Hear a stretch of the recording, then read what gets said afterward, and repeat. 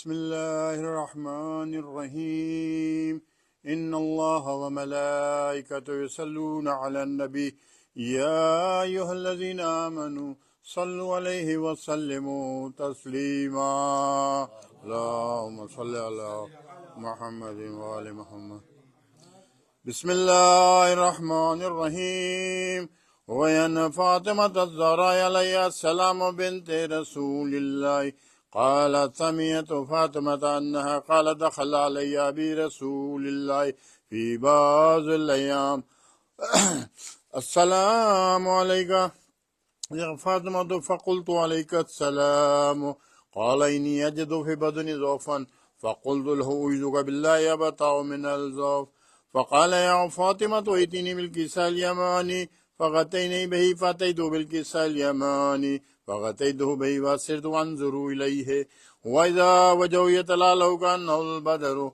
في ليلته تمامه وكماله اللهم صل على محمد وآل محمد فما كان إلا ساعة وإذا بولد الحسن قد أقبل وقال السلام عليك يا أمه فقلت عليك السلام يا قرة عيني وثمرات فؤادي فقال يا أمه إني أشم عندك راية طيبة كأنها راية جدي رسول الله فقلت نعم إن جدك تحت الكساء فأقبل حسن نحو الكساء وقال السلام عليك يا جدا يا رسول الله أتأذنوا لي أن أدخل معك تحت الكساء قال وعليك السلام يا ولدي ويا صاحب الحوض قد أذنت لك فدخل معه تحت الكساء فما كانت إلا ساعة وإذا بولد الحسين عليه السلام قد أقبل وقال السلام عليك يا أمه فقلت عليك السلام يا ولدي ويا قرة عيني وثمرات فؤادي فقال لي يا أمه إني أشم عندك راية طيبة كأنها راية جدي رسول الله فقلت نعم إن جدك وأخاك تحت الكساء فدنا الحسين نحو الكساء وقال السلام عليك يا جدا السلام عليك من اختار الله وأذنوا لي أن أدخل معكم تحت الكساء وقال وعليك السلام يا ولدي ويا شافع أمتي قد أذنت لك فدخل معهما تحت الكساء اللهم صل على محمد وآل محمد وأقبل عند ذلك أبو الحسن علي بن أبي طالب وقال السلام عليك يا بنت رسول الله فقلت وعليك السلام يا أبا الحسن ويا أمير المؤمنين وقال يا فاطمة إني أشم عندك راية طيبة كأنها راية أخي ابن أمي رسول الله فقلت نعم هو ما ولديك تحت الكساء وأقبل علي نحو الكساء وقال السلام عليك يا رسول الله يتأذن لي أن أكون معكم تحت الكساء قال له عليك السلام يا أخي ويا وصي وخليفتي وصاحب اللواء قد أذنت لك فدخل علي تحت الكساء اللهم صل على محمد وآل محمد ثم أتيتنا والكساء فقلت السلام عليك يا وداع يا رسول الله أتأذنوا لي أن أكون معكم تحت الكساء قال وعليك السلام يا بنتي وزعتي قد أذنت لك فدخلت تحت الكساء فلما اكتملنا جميعا تحت الكساء أخذ بي رسول الله بطرف الكساء وأم بيد اليمنى إلى السماء وقال اللهم إن هؤلاء أهل البيت وخاصتي وهامتي لمهم لمي ودمهم دمي يلمني ما يلمهم ويحزنني ما يحزنهم حرب لمن أحربهم وسلم لمن سالمهم وعد لمن عادهم وحب لمن أحبهم إنهم مني وأنا منه وجل صلواتك بركاتك ورحمتك وغفرانك ورضوانك علي وعليهم وأذهب النمر وطهرهم تطهيرا اللهم صل على محمد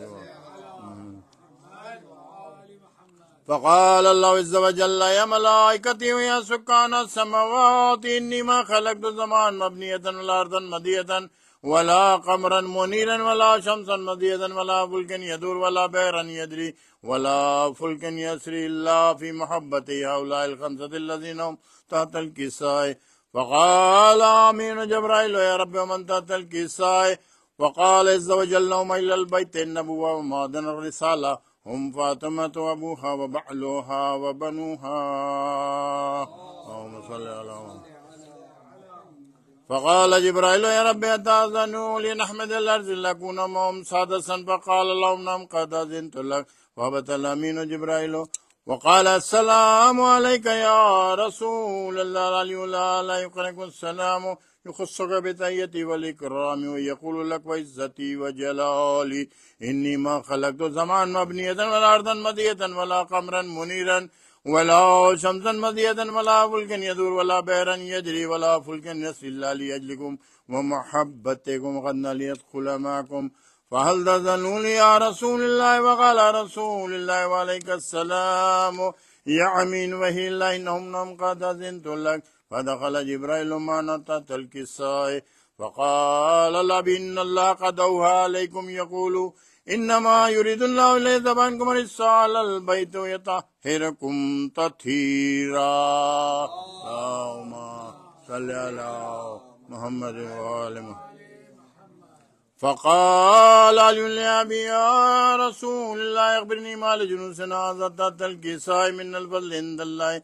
وقال النبي صلى الله عليه وآله والذي بعثني بالحق نبيا واصطفاني برسالة نجيا ما ذكر خبرنا هذا في محفل من محاوف أهل الأرض وفي جمع من شيعتنا محبينا إلا ونزلت عليهم رحمة يحفظ بهم ملائكته واستغفرت لهم إلى يتفرقوا. فقال علي عليه السلام من والله فزنا وفاز عشيتنا ورب الكعبة. فقال به رسول الله صلى الله عليه وآله يا علي والذي بعثني بالحق نبيا واصطفاني من رسالة نجيا ما ذكر خبرنا هذا في محفل من محاوف أهل الأرض وفي جمع من شيعتنا ومحبينا وفي مهموم إلى فرج الله عما ولا مغموم إلى وكشف الله غما ولا طالب حاجة إلا وقضى الله حاجة. وقال علي عليه السلام إذا الملنا فزنا وصيدنا وكذلك شيئتنا فازوا وصيدوا في الدنيا والآخرة برب الكعبة والحمد لله رب العالمين. إن الله وملائكته يصلون على النبي يا أيها الذين آمنوا صلوا عليه وسلموا تسليما. اللهم صل على محمد. ایک مرتبہ سورہ حمد و 3 مرتبہ سورہ اخلاص کی تلاوت کر کے اس کا اجر عظیم بانیان مجلس کے تمام مرمین شہدائے ملت جعفریہ اور حاضرین مجلس کے تمام مرمین بالخصوص شہدائے ملت جعفریہ ایسے مرمین جو بلائے مولا کائنات پہ رہتے ہوئے اس دنیا سے رخصت ہوگا ان کا کوئی فاتحہ پڑھنے والا نہیں بچا. سب کے لیے سورۃ الفاتحہ.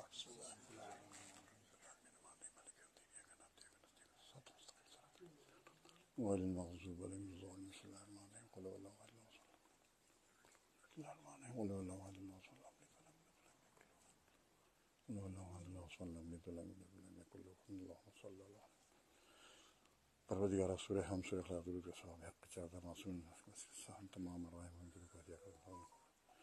بسم اللہ الرحمن الرحیم. ربنا آتنا فی الدنیا حسنۃ وفی الآخرۃ حسنۃ وقنا عذاب النار.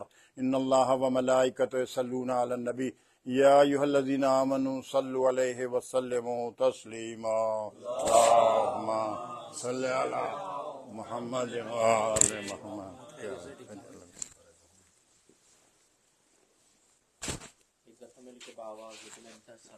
اللہم صل علی محمد وآل محمد.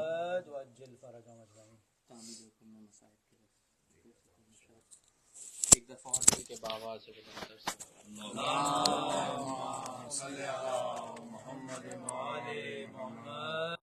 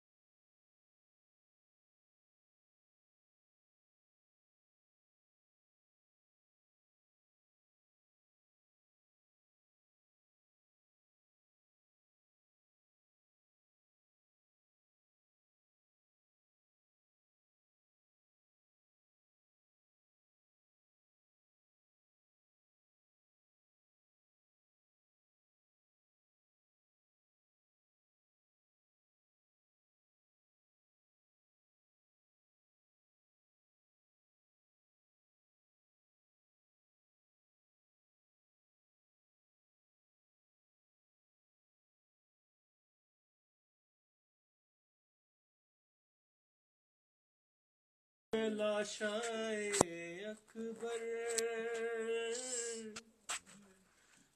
لیلا سنبھال زینب کو بر محمد و آل محمد صلوات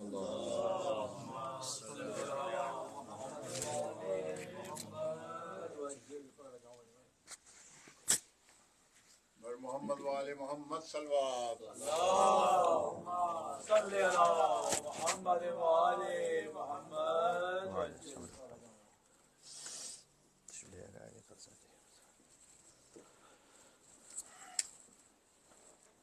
فاتحہ الارواح المؤمنین والمؤمنات. بسم اللہ الرحمن الرحیم. الحمد للہ رب العالمین الرحمن الرحیم ایاک نعبد و ایاک نستعین اهدنا الصراط المستقیم صراط الذین انعمت علیہم غیر المغضوب علیہم ولا الضالین. نعرہ صلوات. صلی علی محمد وآل محمد. راجی ظہور قائم آل محمد بار دیگر نعرہ صلوات. صلی علی محمد وآل محمد. خانوادہ امام حسین علیہ السلام پر ایک اور مل کے صلوات بھیج دیں. محمد وعلی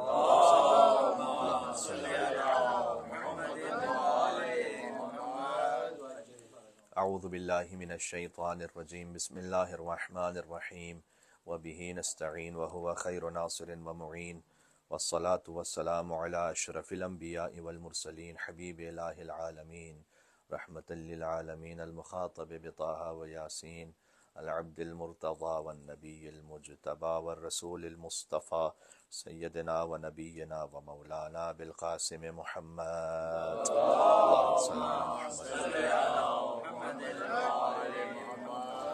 اللهم صل على علي امير المؤمنين وقائد الغر المحجلين وامام المتقين عليه افضل الصلاة والسلام على الصديقة الكبرى فاطمة الزهراء سيدة النساء العالمين وعلى السبتي الرحمة الحسن والحسين سيدي شباب أهل الجنة أجمعين. رحمة الله على محبيهم واللعنة الدائمة على أعدائهم أجمعين. أما بعد فقد قال الله الحكيم في كتابه المجيد. بسم الله الرحمن الرحيم. إن الله اصطفى آدم ونوحا وآل إبراهيم وآل عمران على العالمين. نعرہ صلوات. اللهم صل على محمد وعلى محمد. ایک ماہانہ منتی مجلس اب تقریباً بن چکی ہے اور آج کی مجلس کا موضوع آپ تک پہنچا ہوا ہے. مجھے آپ ایک حدیث سنانے کی اجازت دیجیے تو میں 5 دقیقوں میں انشاءاللہ موضوع سے متصل ہو جاؤں گا. بالکل. اکرمہ نے روایت کی ہے ابن عباس سے کہ حضور مکرم نے صلی اللہ علیہ وآلہ وسلم یہ ارشاد فرمایا اللہم صلی علی محمد وعلی محمد. اربعۃ سعادۃ فی الجاہلیہ وفی الاسلام. 4 ایسی ہستیاں گزری ہیں کہ جو زمانہ جاہلیت میں بھی سردار تھیں اور اسلام کے بعد بھی سردار رہیں. زمانہ جاہلیت میں ان کی سرداری تھی اور اسلام آنے کے بعد بھی ان کی سیادت باقی رہی. سعادت ان کا لفظ ہے. ظاہر ہے کہ یہاں پر حضرت ابو طالب علیہ السلام جیسی شخصیات مراد نہیں، اس لیے کہ ان کے لیے زمانہ جاہلیت تھا ہی نہیں. یہاں کچھ اور ایسی شخصیات ہیں کہ جو زمانہ جاہلیت میں اسلام سے پہلے کسی اور مذہب پر رہتے ہوئے بھی سردار تھیں وہ ہستیاں، اور بعد میں بھی ان کی سرداری جاری و ساری رہی جب اسلام قبول کر لیا. اس میں سے پہلی شخصیت ہے بشر بن ہلال عبدی، پھر ہیں عدی بن حاتم الطائی، پھر ہیں سراقہ بن مزحجی، اور چوتھی شخصیت ہے عروہ بن مسعود ثقفی. بشر بن ہلال عبدی ان کے بارے میں زیادہ معلومات تاریخ میں نہیں ہیں. عدی بن حاتم الطائی جن کے لیے حضور نے کہا کہ جاہلیت میں بھی سرداری تھی اور بعد میں بھی سرداری جاری رہی، یہ مشہور حاتم طائی کے بیٹے ہیں اور حضور مکرم کے پاس آئے تھے 9ویں ہجری میں اسلام قبول کرنے کے لیے. اس سے پہلے مسیحی تھے، قبیلہ طیس ان کا تعلق ہے. یہ فقط نہ صرف صحابی رسول ہیں بلکہ صحابی امیر المومنین بھی ہیں، اور امیر المومنین کا اور بعد میں امام حسن علیہ السلام کا ایسے ساتھ نبھایا انہوں نے کہ جب امام حسن علیہ السلام کو بھی سب چھوڑ کے جا چکے تھے تو اس وقت لشکر میں گفتگو کر کر امام حسن علیہ السلام کی طرف متوجہ کرنے والے حاتم طائی کے بیٹے عدی بن حاتم تھے. جنگ جمل میں اور جنگ نہروان میں ان کا ایک ایک بیٹا شہید ہوا ہے. بعض نے لکھے ہیں کہ 2 کے بجائے 3 بیٹے شہید ہوئے ہیں. تو جمل، صفین، نہروان یہ سب میں ساتھ میں تھے. اچھا، ان کا واقعہ اس طرح سے مختصر یہ کہ امیر المومنین کی سربراہی میں ایک لشکر گیا تھا حضور مکرم کے حکم سے قبیلہ طے کو اسلام کی دعوت دینے کے لیے، اور وہاں کچھ سپاہیوں نے کچھ قبیلہ طے کے لوگوں کو گرفتار کر لیا. اس میں ان کی بہن بھی شامل تھی. وہ جب بہن آئیں حضور مکرم کے پاس مدینہ تو انہوں نے یہ درخواست کی حضور سے کہ مجھے آپ واپس جانے دیں قبیلہ طے، اور وہ واپس چلی گئیں. حضور نے انہیں جانے کی اجازت دی، وہ واپس چلی گئیں.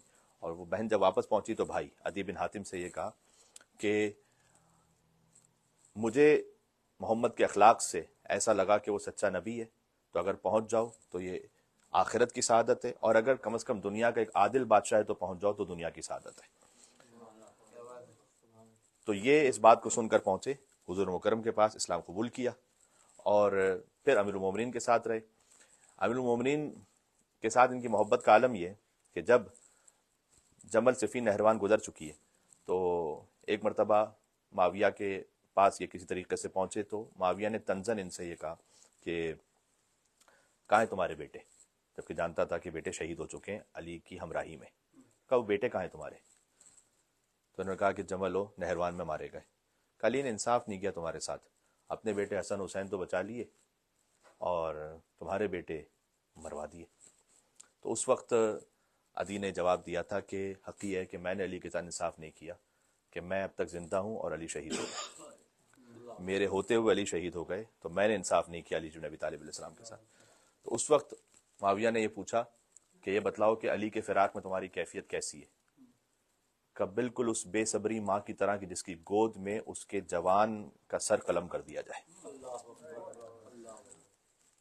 مثال دی ہے عدی بن حاتم نے کہ جیسے ماں کی گود میں اس کے بیٹے کا سر قلم کر دیا جائے تو جس شدت سے وہ گریہ کرے تو نہ میرے آنسو کبھی خشک ہوں گے، نہ علی کے فراق میں کبھی میرا گریہ تمام ہوگا. تو کہا صف لی علی، بتاؤ علی کے بارے میں کچھ بتاؤ کہ کیسے تھے علی. تو اس وقت عدی نے یہ کہنا شروع کیا کہ میں نے دیکھا علی بن ابی طالب کو یتململ و تململ السریر، کہ رات کی تاریکی میں ویسے تڑپ رہے ہیں کہ جیسے سانپ کا کانٹا تڑپا کرتا ہے اللہ کی بارگاہ میں محراب عبادت میں. وَيَقُولُ آہ من قلت الزاد وطول السفر، اور علی کہہ رہے ہیں کہ علی کے پاس سامان سفر بہت کم ہے اور اے رب العزت تیری بارگاہ بہت عظیم ہے. وعظیم المسجد، اور جہاں تک جس سواری کے ذریعے تجھ تک پہنچنا ہے وہ قبر کی سواری ہے اور وہ تنگ و تاریک ہے. یعنی امیر المومنین علیہ السلام اس طرح سے جب عدی نے اس طرح سے بیان کیا معاویہ کے سامنے تو معاویہ رونے لگا عظمت امیر المومنین پر. تو یہ عدی ہیں جن کے لیے حضور مکرم نے فرمایا کہ یہ جاہلیت کے زمانے میں بھی اپنے قبیلے کے سردار تھے اور اسلام آنے کے بعد بھی سیادت ان کے پاس رہی. تیسری شخصیت ان میں سے ہیں سراقہ بن مالک مزہجی. یہ قریش سے ان کا تعلق ہے. جب حضور مکرم نے ہجرت فرمائی تو ہجرت میں قریش نے آپس میں یہ انعام رکھا ہوا تھا کہ جو محمد صلی اللہ علیہ وآلہ وسلم کا پتہ ڈھونڈ لائے کہ وہ کہاں ہیں اس وقت اور کس راستے پر ہیں تو انہیں 100 اونٹ انعام دیں گے. ایک اونٹ بھی بہت بڑی بات ہوتی تھی زندگی بھر گزارا کرنے کے لیے. 100 اونٹ ہم انعام دیں گے تو محمد کا پتہ ڈھونڈ کر لائے. اور یہ پیچھے گئے اور انہیں نظر آ گئے حضور. تو پہلے تو حضور کے قریب پہنچ کر حضور پر حملہ کرنا چاہتے تھے، لیکن معجزہ ایسا ہوا کہ ان کے گھوڑے کے قدم سخت زمین کے اندر دھس گئے. وہ نرم زمین نہیں تھی، سخت زمین کے اندر دھس گئے. تو انہوں نے حضور سے یہ گزارش کی اور درخواست کی کہ میں آپ سے یہ کرامت دیکھ چکا ہوں تو کم از کم ایسا کچھ کر دیجئے کہ میرا گھوڑا میرے پاس واپس آ جائے اور اس کے قدم نکل جائیں زمین سے. تو حضور مکرم نے اشارہ فرمایا اور وہ گھوڑے کے قدم نکل گئے. تو اس کے پاس کچھ گوسپندیں تھیں تو کہا کہ یہ گوسپند آپ کے حوالے. تو حضور نے کہا کہ تم چونکہ مسلمان نہیں ہو تو ہمیں تمہاری گوسپند سے کوئی احتیاج نہیں ہے. تو یہ جانے لگا تو حضور مکرم نے کہا کہ ایک دن آئے گا کہ تیرے سر پر خسرو پرویز کا تاج ہوگا اور تیرے جسم پر اس کا لباس ہوگا.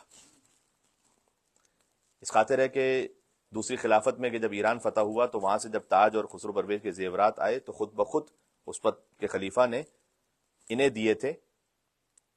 بہرحال رسول اللہ کی پیشن گوئی تھی جو پوری ہوئی تھی اور ان تک وہ تاج پہنچا اور ان تک وہ لباس پہنچا. یہ واپس پہنچے اور انہوں نے کہا کہ میرے خیال میں تم یمن یا طائف کی طرف دیکھ لو، اس طرف تو مجھے نظر نہیں آئے. تو 100 اونٹ جو مل سکتے تھے وہ قربان کیے اور رسول اللہ کا پتہ نہیں بتایا. بہرحال اس کے بعد ان کی یہ کیفیت رہی کہ بعد میں مسلمان ہوئے فتح مکہ کے موقع پر، اور ان کی ایک اپنی مکمل تاریخ ہے کہ انہوں نے بھی بعد میں امیر المومنین علیہ السلام سے محبت کا اظہار فرمایا.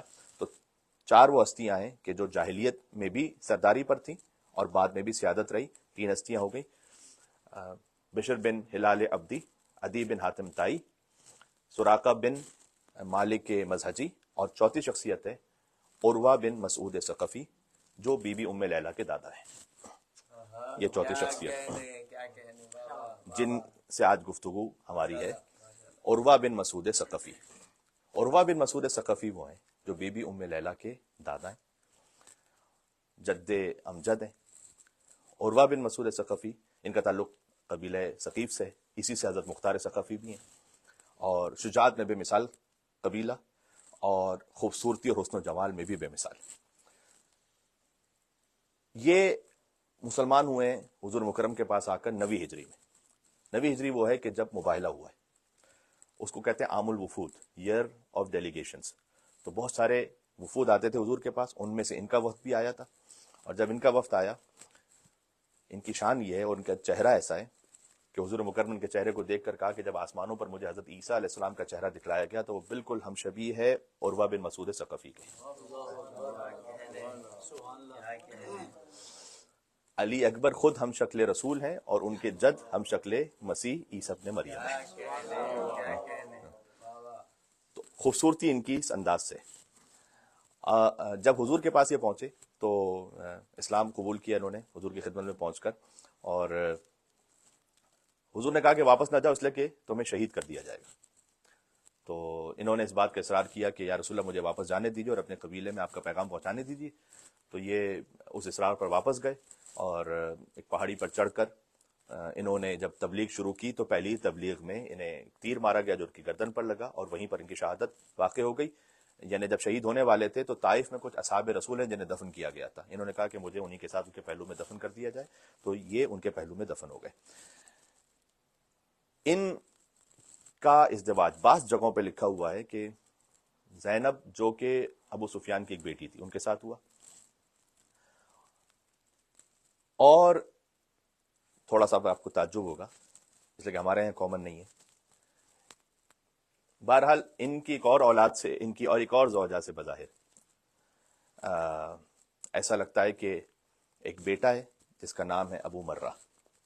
تو ایک طرف میں اس کو رکھتا ہوں کہ ان کا جو ازدواج زینب بنت ابی سفیان کے ساتھ ہوا یہ بعض تاریخوں میں لکھا ہے، لیکن اصل جو زیادہ تاریخوں میں لکھا ہے وہ بات یہ ہے کہ انہیں اللہ نے ایک بیٹا دیا ابو مرہ. ابو مرہ کا ازدواج ہوا ابو سفیان کی ایک بیٹی میمونہ سے. ٹھیک ہے، اب یہ کہ یہ 2 تاریخیں کیسے جمع ہوں کہ باپ کا ازدواج بھی ایک بہن سے اور بیٹے کا ازدواج ایک دوسری بہن سے، یہ فقہی طور پر جائز ہے. فقہی طور پر 2 سگی بہنیں ازدواج کر سکتی ہیں، باپ ایک سے ازدواج کر لے اور بیٹا ایک اور سے ازدواج کر لے. اور اس کی بہت واضح مثال امراء القیس کی ہے کہ جب اس کی 3 بیٹیاں آئیں تو اس میں سے ایک کا نام تھا ماہیہ، ایک کا نام تھا سلمہ، ایک کا نام تھا رباب. ازدواج وہ ایک کا مولا علی سے، ایک کا امام حسن سے، ایک کا امام حسین سے. تو یہ فقہی طور پر تو ہے. اسی طرح سے اچھا ہمارے یہاں پہ یہ معمول نہیں ہے اور آپ کو یہ بڑا عجیب سا لگ رہا ہوگا کہ یہ کیا بات ہے، لیکن یہ اگر وہ جو اولاد ہے باپ کی وہ ایک اور دوسری ماں سے ہے اور وہ ازدواج کرنا چاہے ان کی سگی بہن سے کہ جو باپ ہی کی بیوی ہے تو وہ ازدواج ہو سکتا ہے. بس یہاں تک میں اس فقہی مسئلے کو زیادہ نہ الجھاؤں آپ کی خدمت میں. اس کی ایک اور مثال ہے حضرت عبد المطلب کے زمانے میں. حضرت عبد المطلب کے زمانے میں ڈائریکٹ مثال تو نہیں لیکن اس کی ملتی جلتی مثال. حضرت عبد المطلب جب حضرت عبداللہ کا رشتہ لینے کے لیے گئے، کہاں بی بی آمنہ بنت وہب کا رشتہ لینے، حضرت وہب کے یہاں پر. تو حضرت وہب کے یہاں جب رشتہ لینے گئے تو حضرت عبد المطلب نے دیکھا کہ ان کے گھر میں ایک اور مستور ہیں. تو حضرت وہب سے پوچھا کہ یہ بھی آپ کی دختر ہیں؟ کہا نہیں یہ میری دختر نہیں، میری بھتیجی ہیں، حالہ ان کا نام تھا. کہ میں اپنا رشتہ ان کے لیے دیتا ہوں اور آمنہ کے لیے یعنی آپ کی بیٹی کے لیے اپنے بیٹے عبداللہ کا رشتہ دیتا ہوں. تو کچھ مایوب سا ہمارے یہاں پر محسوس ہوتا ہے، لیکن عربوں میں اور بنی ہاشم میں کوئی اتنی زیادہ مایوب بات نہیں تھی. بہرحال یہ کوئی اتنا زیادہ موضوع سے متعلق بات نہیں، لیکن آ جائیے یہاں پر. عروہ بن مسعود ثقفی بی بی ام لیلہ کے دادا، ان کے ہاں ایک بیٹا ہوا جس کا نام ہے ابو مرہ. ابو مرہ کا ازدواج یہ طے ہے کہ میمونہ بنت ابو سفیان سے ہوا. اچھا، یہ اس زمانے کے کمتر و پس لوگوں کا ایک طریقہ ہوتا تھا کہ وہ کسی بڑے خاندان میں اپنی بیٹی دے کر اپنی قدر کو بڑھانا چاہتے تھے. تو یہ رسول اللہ کے ساتھ بھی ہوا اور اوروں کے ساتھ بھی ہوا. تو میمونہ بنت ابی سفیان کا ازدواج ہوا ابو مرہ سے. وہاں ان کے ہاں ایک اولاد ہوئی، بیٹی، جن کا نام تھا آمنہ، جن کی کنیت قرار پائی ام لیلہ. اگر آپ میرے ساتھ پرواز کرنے پر تیار ہیں تو میں ایک بات کہوں آپ سے، یعنی یہ کہ رسول اللہ کی والدہ کا نام بھی آمنہ ہے اور علی اکبر کی والدہ کا نام بھی آمنہ ہے. یہ جو شبہات ہے نا رسول اللہ میں اور حضرت علی اکبر میں، اشبہ الناس خلقا و خلقا و منطقا برسول، کہ جو رسول اللہ سے سب سے زیادہ شبیہ ہیں وہ شہزادہ علی اکبر علیہ السلام ہے. تو یہیں سے شبہات کا آغاز ہو جاتا ہے کہ دونوں کی والداؤں کا نام آمنہ ہے. ام لیلہ کیوں کہا گیا؟ اس لیے کہ جیسے ہی ان کی ولادت ہوئی تو بے انتہا حسن و جمال کی حامل تھی، اور عربوں میں لیلہ کا استعارہ استعمال ہوتا تھا کسی خاتون کی انتہائی خوبصورتی کے لیے. تو انہیں کنیت دی گئی ام لیلہ، یعنی لیلہ کی بھی ماں، یعنی انتہا سے زیادہ حسین. تو ان کی کنیت رکھی گئی ام لیلہ. اب غور کیجئے گا، بی بی ام لیلہ کے دادا عروہ بن مسعود ثقفی کا میں نے واقعہ آپ کو سنایا کہ وہ آئے تھے 9 ہجری میں رسول اللہ کے پاس، اسلام قبول کر کے گئے. یعنی 9 ہجری میں کہنا چاہیے کہ بی بی ام لیلہ کے دادا وہ آئے تھے امام حسین کے نانا کے پاس، جبکہ امام حسین علیہ السلام کا سن اس وقت 5 برس تھا. تو اس وقت وہ اسلام قبول کر کے گئے. ان کے یہاں جو بیٹا تھا اس کا ازدواج ہوا میمونہ بنت ابی سفیان سے. اور یہ وجہ ہے کہ بی بی ام لیلہ کا ایک تعلق بن جاتا ہے خاندان بنی امیہ سے، چونکہ ابو سفیان کی بیٹی وہ ان کی والدہ ہیں، تو ابو سفیان نانا ہو گئے نا، اور معاویہ وہ ماموں ہو گئے. اس لیے کہ میمونہ اور معاویہ یہ آپس میں بہن بھائی ہیں. یہ ایک نسبت دی گئی تھی عاشور کے دن عمر سعد کی جانب سے کہ حضرت علی اکبر کو یہ پیغام بھجوایا گیا کہ تمہارا تو ایک تعلق بنی امیہ کے خاندان سے بھی بنتا ہے والدہ کے ذریعے سے. یہ ابو الفضل عباس علیہ السلام کو بھی پیغام بھجوایا گیا تھا بی بی ام البنین سلام اللہ علیہ کی وجہ سے، ان کے خاندان کا بھی ایک تعلق بنتا تھا. تو حسین کو چھوڑ کر یہ نہیں کہا گیا کہ آ جاؤ ہماری طرف، چھوڑ کر چلے جاؤ بس. اچھا یاد رکھیے گا اس میں ایک اہم بات یہ کہ یہ نہیں کہا گیا تھا کہ بیعت کرو اور پھر جاؤ. بیعت بھی اٹھا لی گئی یزید کی، امام حسین علیہ السلام کے لیے تھا یا بیعت یا سر. شہزادہ علی اکبر علیہ السلام کے لیے نہیں کہا گیا کہ بیعت کرو اور پھر چلے جاؤ، بیعت کیے بغیر ہی چلے جاؤ، یزید کی بیعت کیے بغیر ہی چلے جاؤ. اس وقت ایک وہ تاریخی فقرہ حضرت علی اکبر علیہ السلام کا مقاتل میں لکھا ہوا ہے کہ شہزادہ نے یہ ارشاد فرمایا کہ فقط رسول اللہ کی قرابت وہ ہے کہ جس کی رعایت حق ہے کہ وہ کی جائے، اس کے علاوہ کسی قرابت کی کوئی حیثیت نہیں جب وہ اللہ کے مقابلے پر آ جائے. یہ شہزادہ محمد وآل محمد صلی اللہ علیہ اللہم صلی علی محمد وعلی محمد.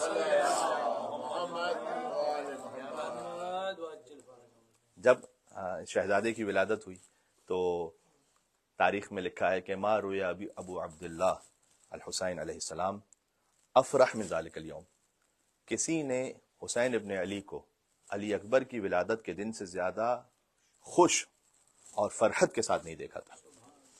یعنی اگر اس کو ہم یہ کہہ دیں تو حضرت امام زین العابدین اسلام بہرحال امام ہے، لیکن یہ جملہ یہ بتلاتا ہے کہ سب سے زیادہ خوشی حضرت علی اکبر علیہ السلام کی ولادت کے وقت ہی اب عبداللہ حسین علیہ السلام کے چہرہ اثر پر.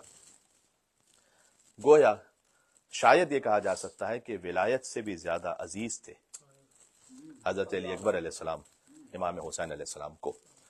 اور یہ بات دوست و دشمن کہا کرتے تھے کہ حسین کے بعد تو امامت کا حقدار علی اکبر ہے. اچھا ایک بات اور ہے جو علی اکبر کے جد مادری بنتے ہیں عروہ بن مسعود ثقفی جن کا میں نے حال بیان کیا, ان کا ایک طرح سے ذکر قرآن میں بھی ہے, بلکہ کہوں کہ دو طرح سے. یہ مکے والے پتہ ہے کیا کہتے تھے؟ لولا نزل هذا القرآن على رجل من القریتین عظیم. یہ قرآن محمد پر نازل ہوا ہے تو ہم کیسے مانیں؟ اگر یہ نازل ہو جاتا طائف کے کسی بڑے شخص پر تو ہم قبول کر لیتے, اور ان کی مراد عروہ بن مسعود ثقفی تھے. یعنی ان کا جلال ایسا تھا کہ عروہ بن مسعود ثقفی پر اگر نازل ہوا ہوتا تو ہم یقین کر لیتے. تو ایک بات تو یہ. اچھا رسول اللہ نے جب یہ واپس جا رہے تھے تو انہیں منع فرمایا, اور وہاں ان کی جب شہادت ہو گئی اور رسول اللہ تک یہ پیغام پہنچا تو حضور نے فرمایا کہ عروہ بن مسعود ثقفی کی مثال مومن آل یاسین کی طرح ہے, جن کا ذکر سورہ یاسین میں ہے کہ وجاء رجل من اقصى المدینة رجل یسعى. ایک شخص آیا شہر کے بہت دور سے, اور اس نے آ کر یہ کہا کہ اپنی قوم سے کہا کہ اتباع کرو ان دو رسولوں کا کہ جو آئے ہیں تمہاری طرف. یہ جو مومن آل یاسین جن کا ذکر سورہ یاسین میں, تو رسول اللہ نے انہیں شبیہ قرار دیا مومن آل یاسین کے. کن کو؟ حضرت ام لیلہ کے دادا کو. تو یہ شجاعتوں بھرا خاندان ہے اور حسن و جمال بے پناہ ہے, سیادت بھی ہے. جاہلیت کے زمانے میں بھی سیادت تھی. میں جد مادری کی طرف سے عرض کر رہا ہوں, ورنہ تو امام حسین علیہ السلام وہ نور من الانوار ہیں. اور یہ سلسلہ اس طرح سے ہوا کہ حضرت علی اکبر علیہ السلام کی ولادت جب ہوئی تو امام حسین علیہ السلام سب سے زیادہ خوش تھے. اس دن اس سے زیادہ خوش امام حسین علیہ السلام کو جتنا وہ خوش تھے نہیں دیکھا گیا. اس کے بعد امام حسین علیہ السلام جب بھی حضرت علی اکبر کو دیکھتے تھے تو ایک جملہ کہتے تھے ھذا سراج بیتی وکنز اہلی ونور عینی. ایک فقرہ ایسا ہے کہ جس پر ایک گفتگو ہونی چاہیے. ھذا سراج بیتی, یہ میرے گھر کا چراغ ہے. یعنی حسین کہتے تھے کہ علی اکبر کے بغیر میرا گھر بے نور ہے. اچھا غور کیجئے گا, آپ نے سن رکھا ہے کہ خود حضور مکرم نے فرمایا امام حسین علیہ السلام کے لیے کہ انہ مصباح ہدی و سفینۃ نجات. عرش کے دائیں طرف یہ لکھا ہوا ہے کہ حسین ہدایت کا چراغ ہے اور نجات کی کشتی ہے. تو جو عرش کا چراغ ہے اس کے اپنے گھر کا چراغ علی اکبر ہے. یہ ہے شہزادہ علی اکبر علیہ السلام. ھذا سراج بیتی وکنز اہلی, اور یہ میرے اہل بیت کا خزانہ ہے. کنز و اہلی, یہ میرے اہل بیت کا خزانہ ہے. یعنی جو خود کنت و کنزن مخفیہ کا 5واں رکن ہے, اس کے اپنے گھر کا خزانہ علی اکبر. ایک مل کے صلوات بھی جگہ یا نام علی اکبر علیہ السلام پر. اللہم صلی علی محمد وعلی محمد ونور عینی, اور یہ میری آنکھوں کا نور ہے. یعنی عین اللہ کی آنکھوں کا نور ہے علی اکبر علیہ السلام کا چہرہ. یہ امام حسین علیہ السلام کہا کرتے تھے. شہزادی زینب سلام اللہ علیہا, ان کے لیے کچھ اشعار بھی لکھے ہیں جو حضرت علی اکبر علیہ السلام کے لیے پڑھتی تھی, اور نثر بھی لکھی ہوئی ہے. جب گود میں اٹھاتی تھی بیوی کو, یعنی اب میں کیا کہوں کہ ید اللہ کی بیٹی کی گود میں شبیہ پیغمبر, تو اس وقت بی بی یہ فرماتی تھی جیسے امام حسین نے فرمایا نا نور و عینی, ویسے ہی انہی الفاظ کے ساتھ کہ نور و عینی یا علی ادعوک جدی ام ابی. اے علی تم میری آنکھوں کا نور ہو. علی اکبر ہم شکل رسول ہیں اور ہم نام علی ہیں. نور و عینی یا علی, اے علی تم میری آنکھوں کا نور ہو. ادعوک جدی ام ابی, تو اب میں کیا کہوں, تمہیں اپنا نانا کہہ کے پکاروں یا اپنا بابا کہہ کے پکاروں. یہ بی بی زینب سلام اللہ علیہا حضرت علی اکبر کو لوری دیا کرتی تھی اس طرح سے, ادعوک جدی ام ابی, تمہیں اپنا نانا کہہ کے مخاطب کروں کیونکہ تم میرے نانا کی شبیہ ہو, ام ابی یا بابا کہہ کے تمہیں مخاطب کروں اس لیے کہ تم ہم نام علی ہو. اللہ اکبر. اور دوسرا فقرہ یہ ارشاد فرماتی تھی کہ جو اور بھی معنی خیز ہے, کہ ارشاد فرماتی تھی کہ ان جد رب جدی. اچھا غور کیجئے گا, جد عربی میں دادا کو بھی کہتے ہیں, نانا کو بھی کہتے ہیں. ان جدی رب جدی, کہ میرے دادا نے میرے نانا کو پالا. بی بی زینب کہہ رہی ہیں میرے دادا نے میرے نانا کو پالا.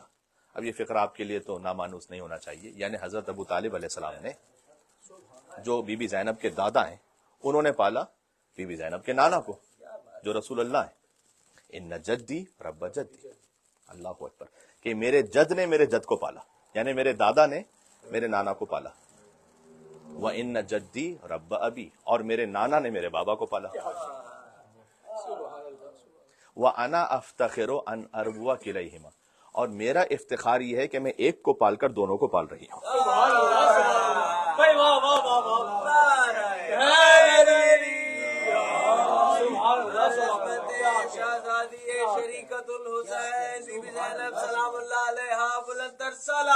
اللہم صلی علی محمد وعلی محمد.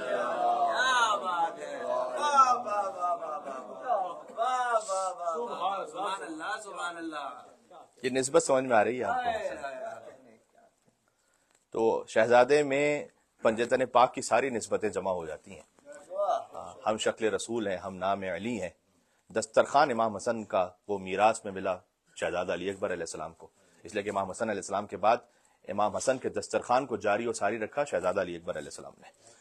لہٰذا وہ اپنے گھر پر ہمیشہ ایک نور روشن کیا کرتے تھے تاکہ رات کی تاریکی میں جو بھی مسافر قافلے گزر رہے ہیں اس روشنی سے سمجھ جاتے تھے کہ یہاں پر دسترخوان لگا ہوا ہے. تو دن و رات شہزادے کا دسترخوان جاری و ساری رہتا تھا. تو امام حسن علیہ السلام سے وہ سخاوت میراث میں ملی. حسین کے بیٹے ہیں، سیدہ نے اپنا سن 18 برس عطا فرمایا. یہ پنجتن پاک کی ساری سنتیں جمع ہو گئیں اس شہزادے میں. لہٰذا بی بی زینب سلام اللہ علیہ فرماتی تھیں کہ میرے دادا نے میرے نانا کو پالا اور میرے نانا نے میرے بابا کو پالا، اور اے اکبر میں تمہیں پال کر دونوں ہی کو پال رہی ہوں. یعنی نانا کی بھی شبیہ پال رہی ہوں اور ہم نام بابا پال رہی ہیں. بی بی ام لیلہ سلام اللہ علیہ، اگر کسی کے ذہن میں خیال آئے کہ بہرحال ابو سفیان سے ایک رشتہ جڑتا ہے تو اس میں کوئی اس لیے خود فی نفسہ ہی ان کی ذات میں نقص کی بات نہیں، اس لیے کہ رسول اللہ نے بھی شادی کی ہے ابو سفیان کی بیٹی ام حبیبہ سے. تو ابو مرہ کا ازدواج ہوا میمونہ بنت ابو سفیان سے، تو رسول اللہ کا ازدواج ہوا ام حبیبہ بنت ابی سفیان سے. تو وہ تو اسلام کا پہلے ہی ایک اصول واضح اور متعین ہے کہ تبت یدا ابی لہب وتب، اگر سگا چچا بھی ہے لیکن راہ ولایت پر نہیں ہے تو اے ابو لہب تیرے ہاتھ ٹوٹ جائیں، اور اگر کوئی فارس کا رہنے والا بھی ہے لیکن راہ ولایت پر ہے تو سلمانو منا اہل البیت، سلمان ہم اہل بیت میں سے ہیں. لہذا بی بی ام لیلہ کو گویا حضرت علی اکبر علیہ السلام ان کو یہ پیشکش ضرور کی گئی. بعض علماء نے اس بات کو لکھا ہے، میں آخری بات پیش کر رہا ہوں ورنہ اس میں بہت مطالبے کی بات ہو سکے، کہ بی بی فاطمہ صغرا شہزادہ علی اکبر کی خواہر بی بی ام لیلہ کی بیٹی، ان کو مدینہ چھوڑ دیا امام حسین علیہ السلام نے. اس کی وجوہات مثلا یہ بیان کی جاتی ہیں کہ وہ سب سے زیادہ شبیہ تھیں ان کی والدہ بی بی فاطمہ زہرا سے، اور حسین نہیں چاہتے تھے کہ شبیہ زہرا کوفہ اور شام کے بازاروں میں لے جائی جائے. یہ وجہ بھی ہو سکتی ہے کہ بعض کتابوں میں آئی ہے. لیکن ایک وجہ جو میں نے بنفس نفیس مولانا مرحوم سید منتظر عباس نقوی صاحب سے سنی تھی وہ یہ تھی کہ بی بی ام لیلہ کی بیٹی ہیں فاطمہ صغرا. اچھا، یعنی یزید کی پھوپھی ہوتی ہیں بی بی ام لیلہ اور ان کی بیٹی، یعنی ایک طرح سے بھانجی بن گئی یزید کی رشتے میں. تو کہیں ایسا نہ ہو کہ جب کربلا کے بعد کوفہ اور شام لے جایا جائے تو یزید ان کے ساتھ ایک خاص اپنے قبیلے اور خاندان کی وجہ سے ایک ایسا سلوک کرے کہ بی بی ام لیلہ یا بی بی فاطمہ صغرا ان کے لیے ایک شرمندگی کا باعث ہو جائے کہ بی بی سکینہ تو زندان میں ہے اور میرے ساتھ یہ الگ سے سلوک کیا گیا. تو اس خاطر پہلے ہی سے امام حسین علیہ السلام نے بی بی فاطمہ صغرا کو چھوڑ دیا مدینہ، تاکہ وہاں بنی امیہ کے دربار تک جانا ہی نہ پڑے اس بیٹی کو. تو خاص یہ بھی اہتمام تھا. اور بی بی ام لیلہ ان کی اپنی وفات ہو گئی حلب ہی کے راستے میں، یعنی وہاں وہ بھی شام نہیں پہنچ سکی، پہلے ہی ان کی وفات ہو گئی.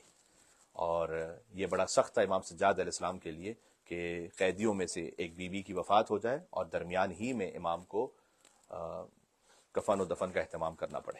بہرحال وہ کس کیفیت میں ہوا یہ اللہ ہی جانتا ہے. دوسری ایک روایت میں نے اس لیے عرض کیا کہ ہو سکتا ہے آپ بعض کتابوں میں کچھ اور باتیں دیکھیں کہ ایک روایت یہ ہے کہ نہیں، پھر بی بی ام لیلہ بھی بی بی فاطمہ صغریٰ کے ساتھ رہ گئی تھی، وہ نہیں آئی کربلا. یہ بات ایرانیوں عراقیوں میں پڑھی جاتی ہے. اور اس روایت کے مطابق ایک قبر کا نشان جنت البقیع میں ہے. مادر ابوالفضل عباس بی بی ام البنین کے ساتھ بی بی ام لیلہ کی قبر ہے جنت البقیع ہی میں، یعنی حضرت علی اکبر کی ماں اور حضرت عباس کی ماں ساتھ ہی قبر ہے ان کی. تو یہ کچھ گزارشات تھیں کہ جو ان دو معظم ہستیوں کے لیے میں آپ کی خدمت میں اس مختصر سے وقت میں پیش کر سکتا تھا. لیکن وہ عظیم الشان بی بی کہ جن کے جد کا ذکر بھی رسول اللہ نے حدیث میں فرمایا، جنہیں مومن آل یاسین سے تشبیہ دی، جن کے چہرے کو حضرت عیسیٰ علیہ السلام کے چہرے سے تشبیہ دی.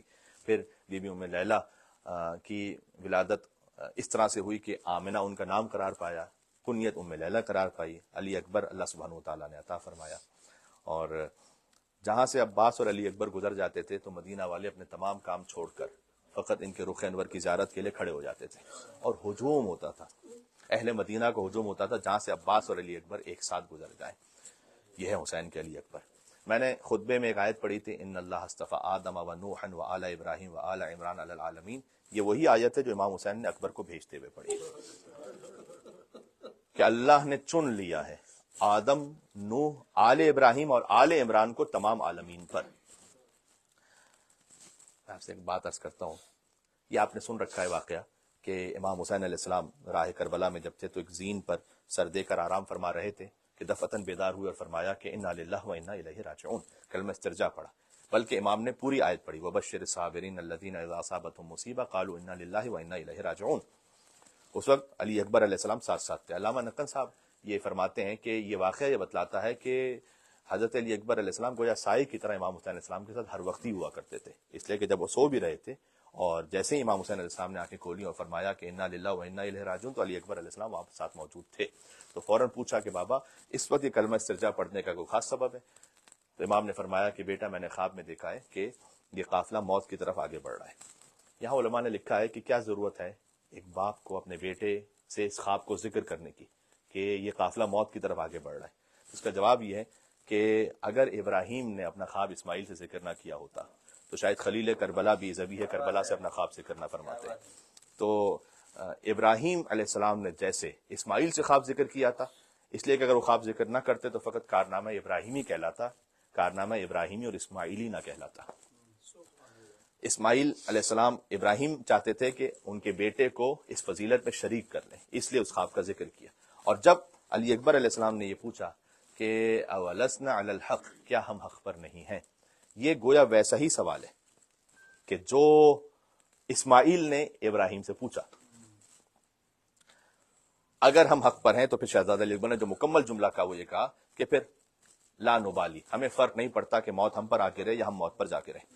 یہ وہی بات ہے کہ جو اسماعیل علیہ السلام نے کی کہ یا ابت افعل ما تؤمر، آپ وہ کر دیجئے جس کا آپ کو اللہ نے حکم دیا ہے. ستجدنی انشاءاللہ من الصابرین، اگر اللہ نے چاہا تو آپ مجھے صبر کرنے والوں میں سے پائیں گے. بس وہاں ذبیح اللہ کی اور یہاں ذبیح کربلا کی منزلت میں شاید ایک فرق یہ ہے کہ وہاں صبر کی منزل تھی اور علی اکبر علیہ السلام کا شکر کی منزل تھی. کہ جب علی اکبر چلے تو امام حسین علیہ السلام کا یہ فقرہ مقتل میں موجود ہے کہ داہو، اتنی بیویاں جمع تھیں خانوادہ بنی ہاشم کی شہزادے کے گرد کہ فرمایا امام نے کہ بس اب جانے دو علی اکبر کو، اس لیے کہ ہم نے اپنے نانا کے دین کے لیے فدیہ قرار دیا اسے. تو علی اکبر علیہ السلام چلے، وقت انتہائی محدود ہے اور آپ ابتدائی فضائل ہی سے بہت سے مومنین کی آنکھیں تو نم ہیں، کیونکہ یہ ذکر ہی ایسا ہے کہ یہاں فضائل میں مصائب ہے اور مصائب میں فضائل ہیں. اللہ اکبر. جب علی اکبر چلے تو فقط رخصت امام حسین علیہ السلام جو ہم پڑھتے ہیں وہ اتنی سخت ہے کہ بی بی نے یہ کہا کہ جب تک حسین کی رخصت نہ پڑھی جائے تو مصائب پورے نہیں ہوتے. اور رخصت علی اکبر وہ اتنی سخت ہے کہ علامہ جوادی لکھتے ہیں کہ جیسے بھرے گھر سے ایک جوان نہیں جنازہ نکل رہا.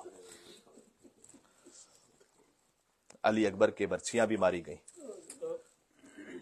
اور ایک وقت آیا کہ جب اس جوان نے سر کو جھکایا بظاہر شاید خون روکنے کے لیے تو سر پر جو کلاه آہنی تھی وہ نیچے گری. ایک اور شقی نے یہ کہا کہ میں اس وقت تک چین سے نہیں بیٹھوں گا جب تک اس کے باپ کے دل پر اس کا داغ نہ لگا. اللہ اکبر. خدا آپ کی آوازوں پر رحمت نازل فرمائے.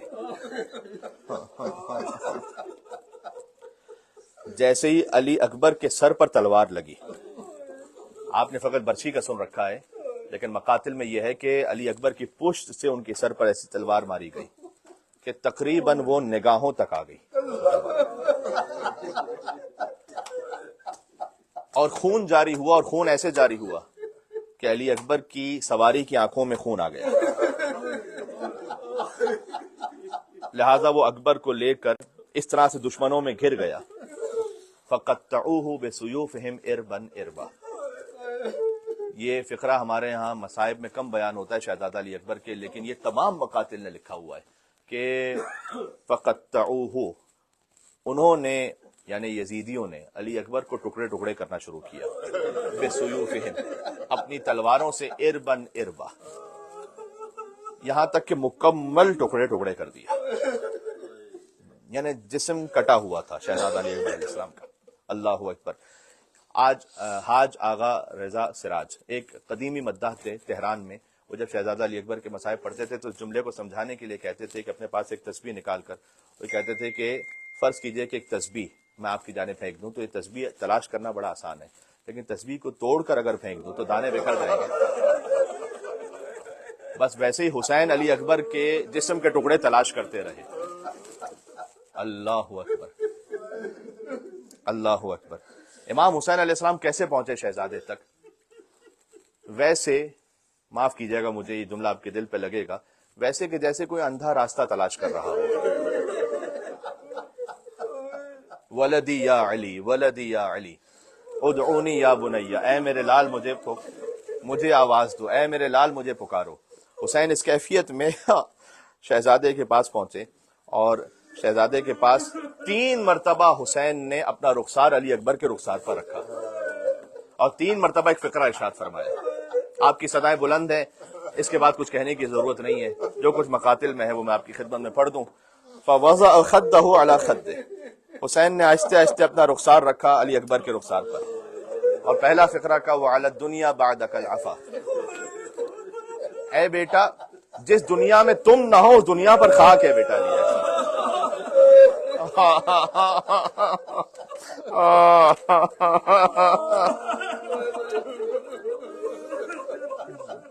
جس دنیا میں تم نہ ہو، حسین کو وہ دنیا عزیز نہیں ہے، وہ دنیا خاک ہے حسین کی نگاہ میں.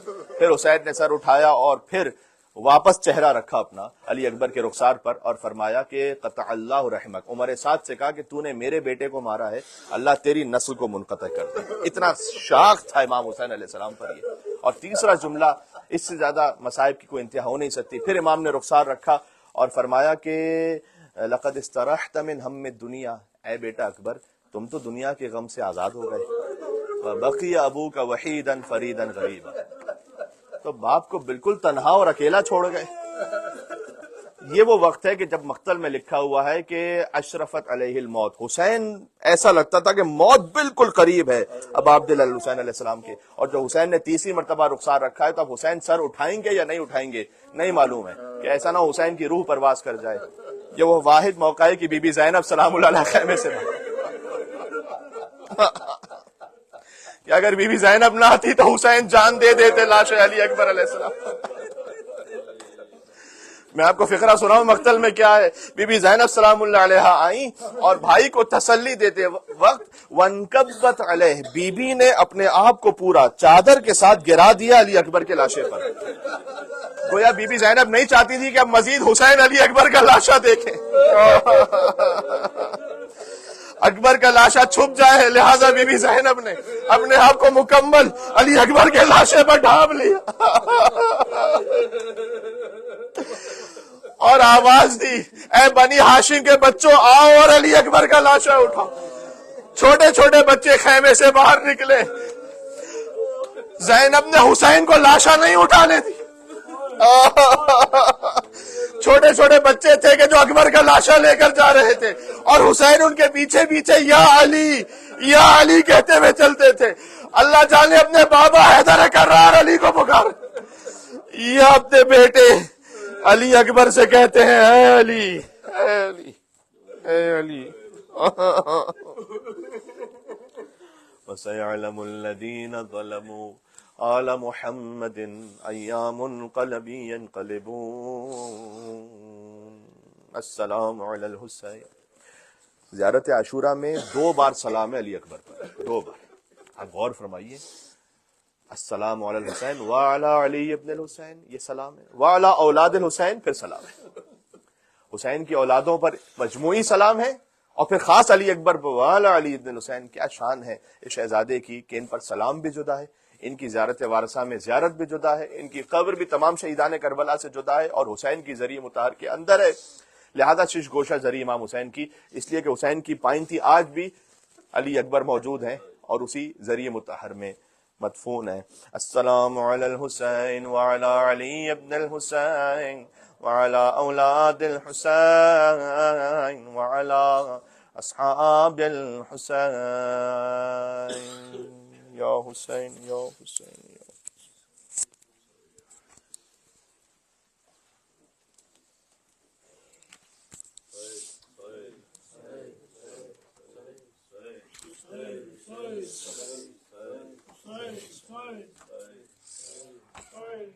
کہتی تھی ماں خون بھری میت سے لپٹ کر، ہائے ہائے علی اکبر، ہائے ہائے علی اکبر، ہائے ہائے علی اکبر، ہائے ہائے علی اکبر. کہتی تھی یہ ماں خون بھری میت سے لپٹ کر، ہائے ہائے علی اکبر، ہائے ہائے علی اکبر.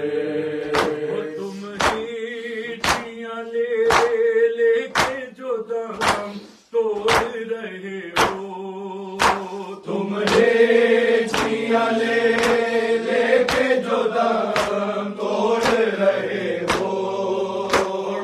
ماں سے ہمیشہ کے لیے موڑ رہے ہو، کیوں روٹے ہو دل سے. ہائے ہائے علی اکبر، ہائے ہائے علی اکبر. کہتی تھی یہ ماں خون بھری میت سے لپٹ کر، ہائے ہائے علی اکبر، ہائے ہائے علی اکبر.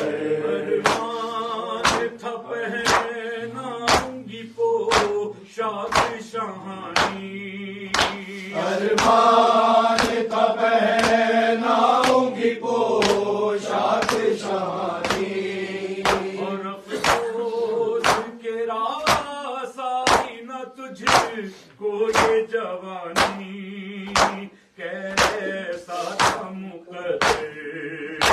ہائے ہائے علی اکبر، ہائے ہائے علی اکبر.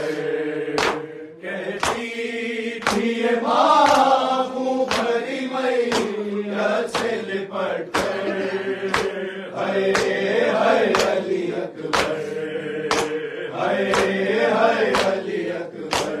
اتنا تو ذرا ٹھہرو تمہیں دولہا بنا دوں، اتنا تو ذرا ٹھہرو تمہیں دولہا بنا دوں، اور بس ایک جھلک سے کی سغرا کو دکھا دوں، بے چین کی خواہش. ہائے ہائے علی اکبر، ہائے ہائے علی اکبر. کہتی تھی ماں خون بھری میت سے لپٹ کر، ہائے ہائے علی اکبر، ہائے ہائے